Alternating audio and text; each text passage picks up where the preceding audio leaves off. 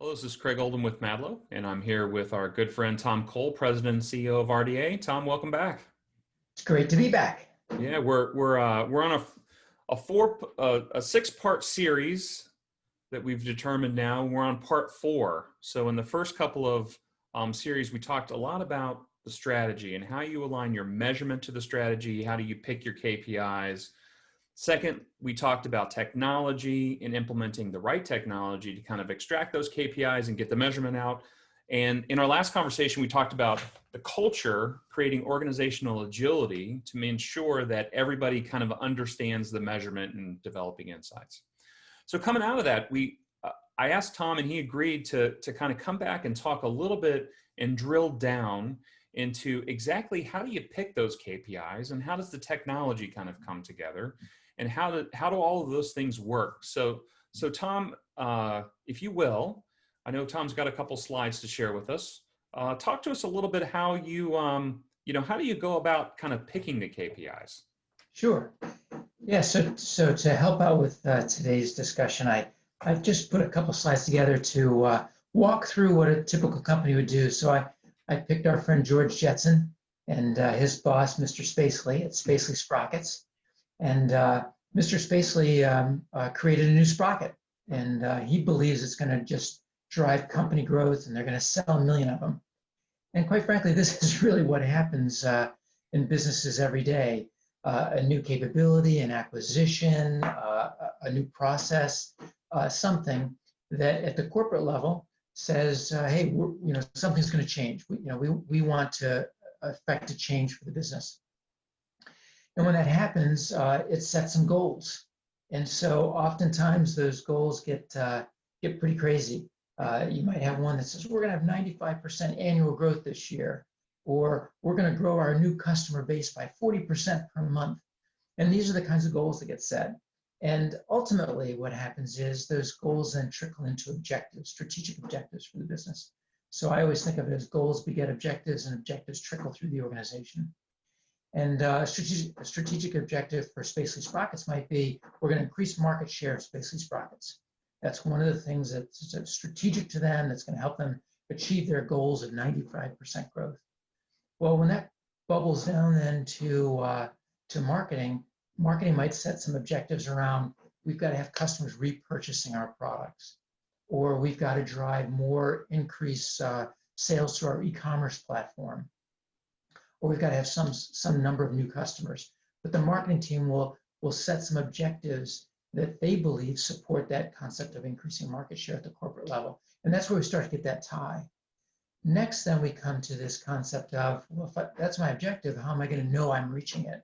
And so we set some digital KPIs, some very measurable specific KPIs. So one might be for customer repurchasing. It might be, how do I get subscription signups?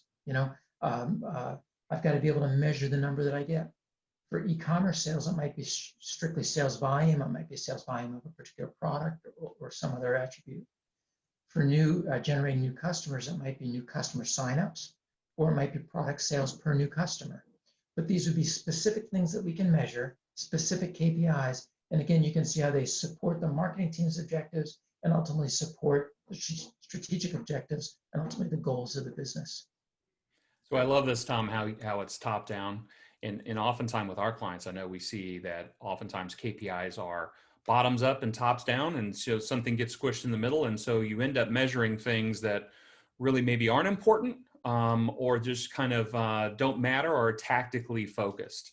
So, okay, all that being said, so can you give us some examples of some KPIs that really matter? Yeah, sure. And your comment was wonderful, because a lot of times we just measure what we can measure, as opposed to kind of thinking through why we're measuring what we're measuring. An example, when I go through with our clients, how to get your arms around the KPIs that you really want to measure, because you can measure a lot of stuff. First of all, I focus on, let's be customer centric. Let's understand in today's world that customers do what customers want to do.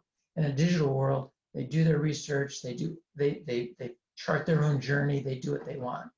So let's make sure that we're customer-centric and that we're mapping our business and marketing objectives, the KPIs that we're going to measure from those objectives, back to what customers really do. From there, let's ensure that we've got a tangible ROI associated with the success of the business.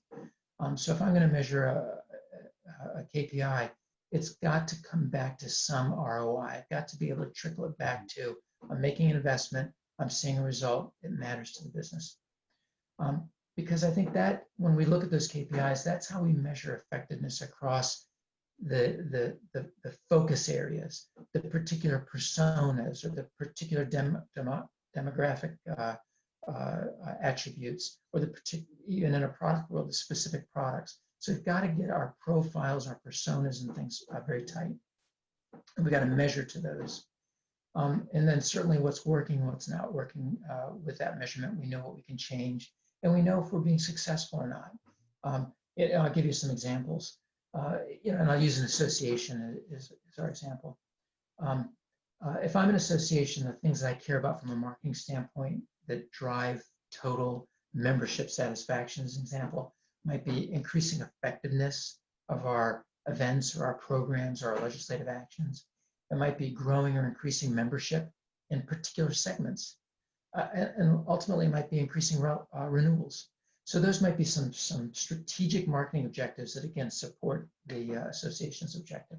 So when I look at the KPIs within those, for improving events, it might be event page views, it might be page or program views, it might be registrations, it might be social shares or email shares. So fundamental things to show engagement and activity around our events.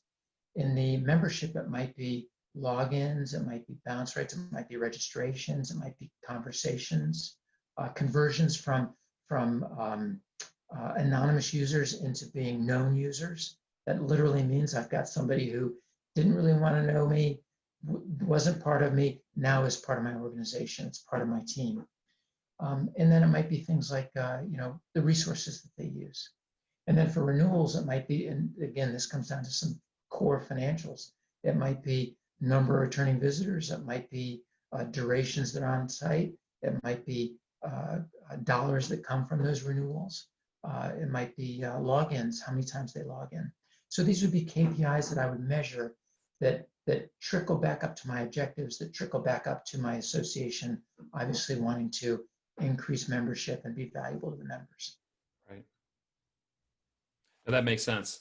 I love it because, and obviously there's a lot here, right? So you've got to build out those KPIs to be able to understand what's happening in the business, and then building out the insights. The one thing that is, I always find and always have talked to clients and teams that I've had, is let's get away from trying to find these numbers, and let's get to the point where we're actually analyzing what's happening in the business. And a lot of that has to do with technology. So as you try to put together all of these pieces, how do you begin to put together that technology stack that will enable you to not just go around and gather all this information, but be able to put together the insights and the analysis that actually will help drive the business? Yeah, that is such a great question.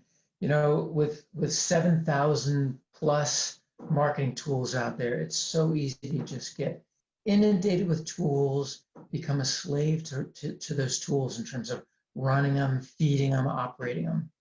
But I like to think about it, and as we talk to our clients, we come back to this concept of, this is a marathon, it's not a sprint. You're not going to make a decision right now, you're not going to implement something right now that's going to change the world.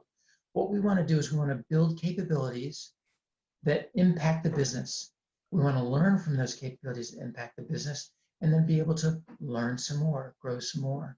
And so, across the bottom of this slide, we talk about attracting constituents, attracting potential customers. And we talk about converting them into being customers, and then ultimately to become advocates, to become returning customers, to become lifetime customers. And that's for two reasons. One, obviously revenue and growth and repeat business and what have you. But the second is, you really learn from those customers that come back and are part of your community. You learn how they got there, you learn what's important to them, and you can grow from that.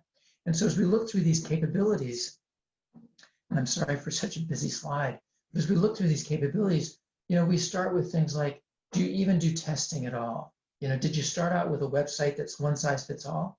Did you start then to offer some different pictures or some different content or some different wording or offers or options? Did you start to measure what those were versus what you did before? Were they just new ideas that you implemented, or did you start to do it as a way of doing some A/B testing? Well, once you just start doing some A/B testing, you start to learn that, well, really there's a lot of variables. And so I need to multivariant test, right? It might be the channel, might be the time of day, might be the persona I use, might be a picture, might be the content. So all kinds of options. So, but you can't just start out and do multivariant testing today. You got to learn, you got to grow. And so really this concept of technology is, don't get hung up in the technology, focus on your capabilities. Focus on the capabilities that you have and focus on the capabilities that you want to have. And I think one of the things that Gartner did 10 years ago from an IT standpoint is they said, we've got to have a way of understanding how to deal with all this technology.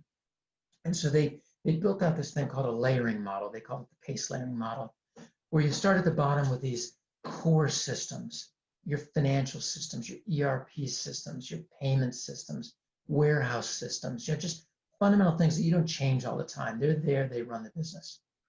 Then you get to this concept of differentiation, and these are the systems that you implement that make you unique. And again, I'll go back to the capabilities. Not everybody's Amazon or Walmart. Not everybody knows their customer base with such vast amounts of data that they can dynamically change content and make offers and change pricing. So you've got to start with what your capabilities are. So, there might be 25 different systems of differentiation here. You might only use 3 or 4. That's perfectly fine. Use those 3 or 4. Let's now start to talk about what's the next thing you want to do to differentiate, and we'll bring in the 4th or the 5th. And then on top of that, we have these systems of innovation. This is pure experimentation. This is experimentation around mobile. It's experimentation around account-based marketing. It's experimenting with locations. I want to experiment when someone comes in my store. Do I know who they are? Do I know what they've purchased online before? Do I know how they prefer shipment? Those kinds of things we'll experiment with. Once they become part of how I differentiate my business versus my competitors, they drop down to a system of differentiation. So this is all about looking at your capabilities and then building your technology as you go. Because ultimately, what we all want to do is tie these systems together, bring data together from those systems, break down the silos of the systems so that we can integrate data and we can understand what really works and what doesn't work, and fundamentally what affects our business. Because ultimately what we want is a dashboard, whether we look at it like a table, how's it working in terms of the campaigns I run, or the content I change, or the tools I use to attract, engage, or convert, or we want to look at it from a funnel standpoint. How are the things I'm doing bringing products and customers through our pipeline?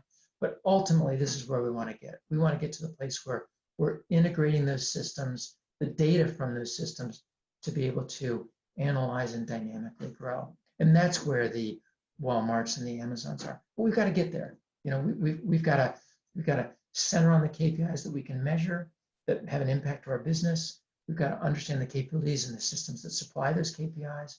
And then what do we want to do next? Oh, that looks great. I love the simplicity of this, right? And so now we got to figure out how to get there. So this is great. So I know in our conversations, just to go back to what we had talked about, again, it's, what makes marketing effective in today's disruptive digital world?